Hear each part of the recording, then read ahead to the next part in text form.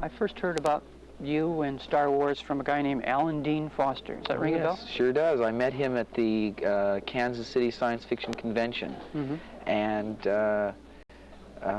I think it's a surprise sometimes for people who've seen Star Wars and that are great fans of this particular genre to find out that I am a fan too. It's like, well, gee, one of us.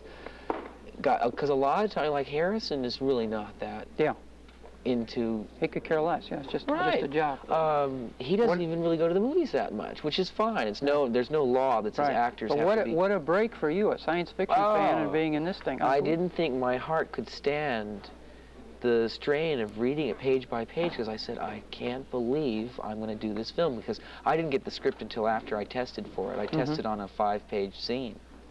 Now, you tested for another movie that was did pretty well, Carrie.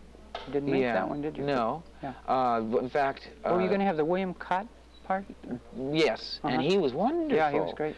A lot of times you go and you see a movie where you know you were up for a part and the other guy gets it, and you sit there and you say, oh, gee, what a mistake they made. It was nice to see Carrie, because I think William Cott was perfect. There's no way I ever dreamt of doing it the way he did it, and that's superb. George, as a matter of fact, had joint interviews with Brian De Palma, cattle calls for kids from 15 to 35 for both films. I see. So Billy Cat probably was in on that too. So that's how you got called over for Star Wars then? Yeah, yeah. There was somewhere I read where you were talking about Lucas's personality, and you said that he is the character that you play in the movie. I think so. He might disagree with me, but it's the kind of thing where George probably wrote this adventure, and the best way to do it is to say to yourself, well, what would I like to do? Well, he did it with American Graffiti, didn't he? Some people think that he was one of the characters. I know he was one of the characters. Okay.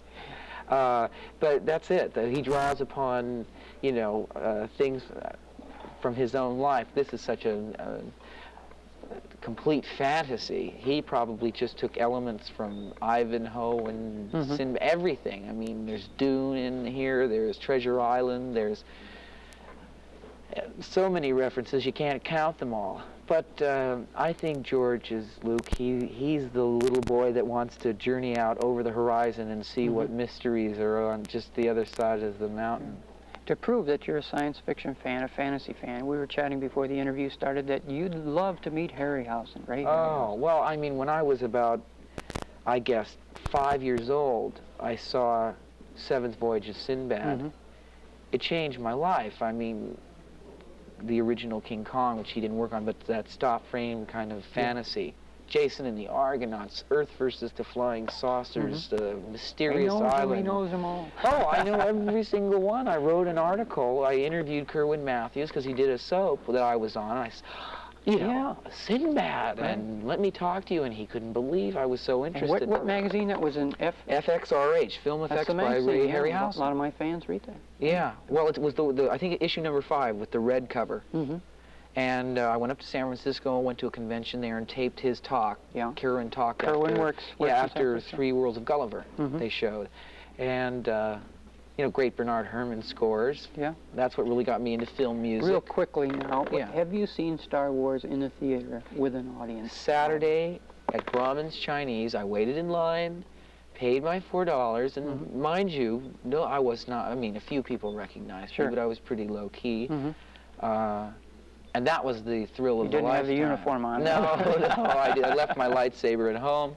But how did you feel? How did you feel? Hey, listen, you're sitting in the back of the theater and kids are jumping out of their seats and booing Darth Vader.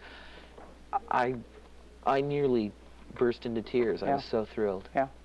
Great. You did a great job. Bob, thank you very much. We look forward to seeing you in Star Wars number 2 or whatever they call it. Beneath the Planet of Star Wars. Thank you very much. Thank you.